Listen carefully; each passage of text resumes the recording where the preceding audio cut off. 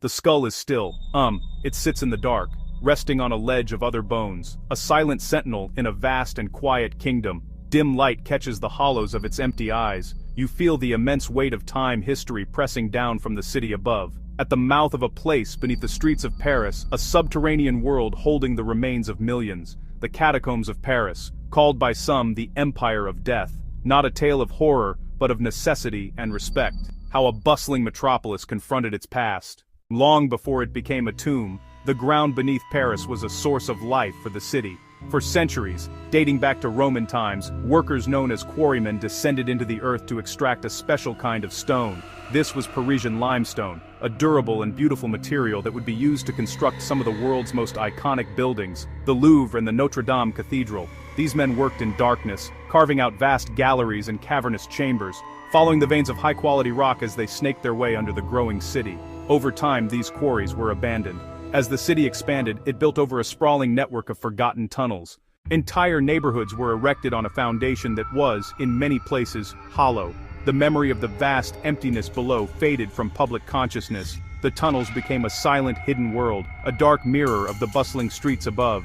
This forgotten infrastructure created a significant risk. The tunnels were not always stable.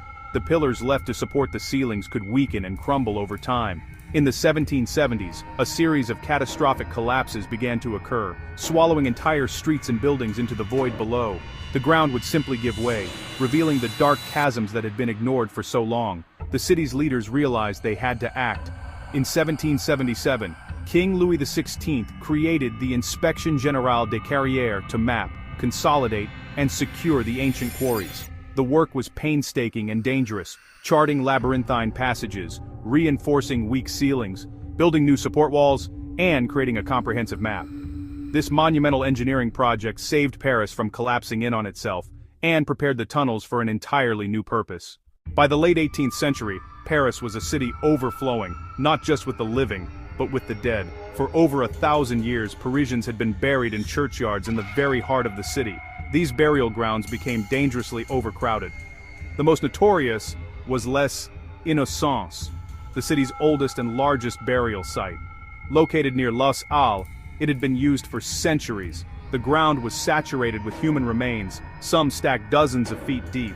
The situation had become a dire public health crisis, the ground level rising more than 2 meters above the streets. After heavy rains, basement walls buckled, spilling decomposed bodies and bones into the cellars of homes and businesses. The air was thick with decay. People believed disease spread through the neighborhoods. The turning point came in May of 1780. A retaining wall burst, inundating a cellar with mud, disinterred corpses, and skeletal remains.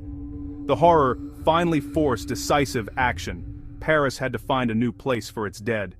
The central cemeteries were closed, starting with Les Innocents. The solution lay deep underground, in the stabilized southern quarries near the Barrière d'Enfer, the Gate of Hell. In 1785, the site was blessed and consecrated, transforming a section of quarry into the Paris Municipal Ossuary. The immense and solemn task began in April 1786. To avoid alarming the public and show respect, transfers were conducted only at night. A quiet procession formed, priests chanting the funeral service through silent streets. Workers followed behind, their torches casting long, flickering shadows. Bones were carefully exhumed from mass graves like Les Innocents and Saint-Germain-des-Prés, then loaded onto the carts. A somber parade connecting the living to the new kingdom of the dead below. At the entrance near today's Place d'Enfer-Rochereau, the carts were unloaded and the bones tipped down a stone-lined shaft.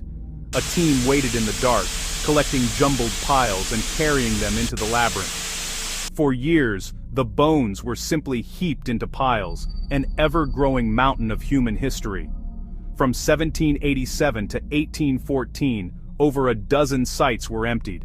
Night after night, the city's past migrated below, until empty tunnels held the remains of more than 6 million Parisians. For its first decades, the ossuary was a disorganized bone depository, functional but not reflective. In 1810, Louis-Étienne Héricard de Thury became Inspector General of the Quarries, a visionary engineer and man of science. He saw potential for a place of contemplation, a structured memorial to inspire respect and awe. He directed workers to organize the heaps into the arrangements we see today. Long bones, the femurs and tibias, were stacked into dense walls, their ends facing outward. Interspersed skulls created friezes and other macabre yet artistic designs, not for shock, but to bring solemn dignity, to turn chaos into a somber monument. He installed plaques engraved with poems, religious texts, and meditations on life and death.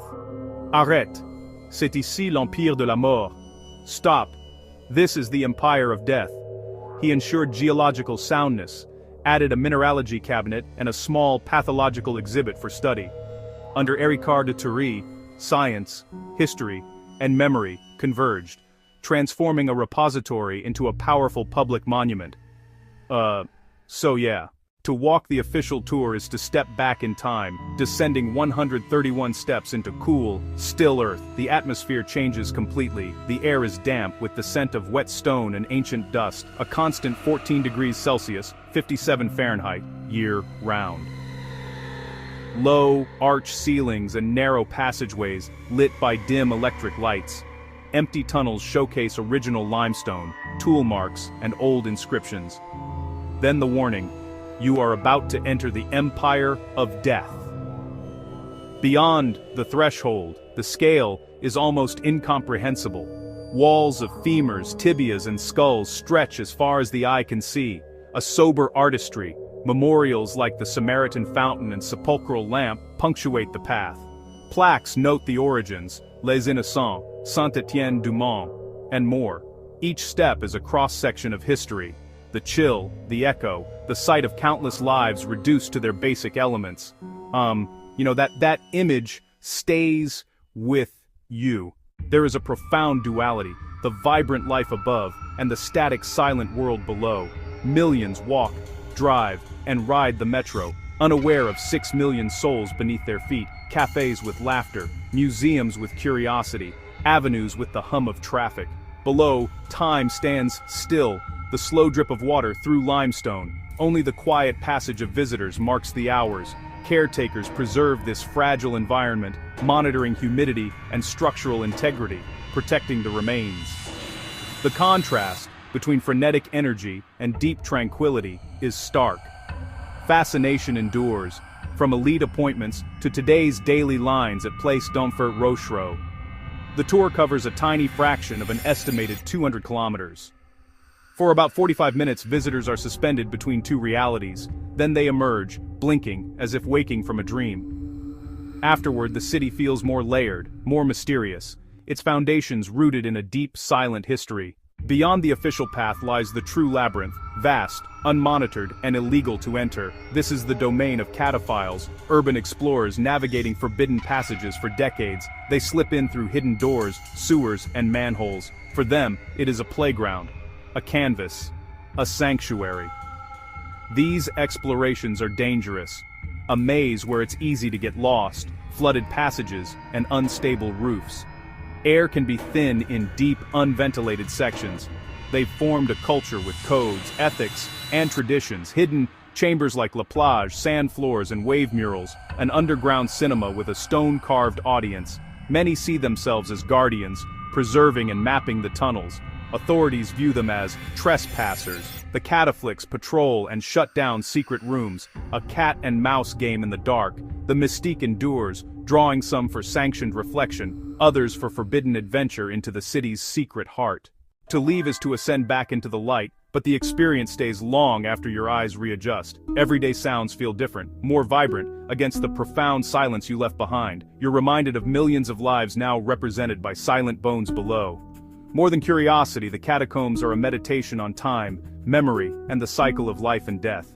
The ossuary is a testament to responsibility, preserving the past with dignity and order. Héricard de Thury and countless workers transformed a chaotic, unsanitary problem into a solemn memorial.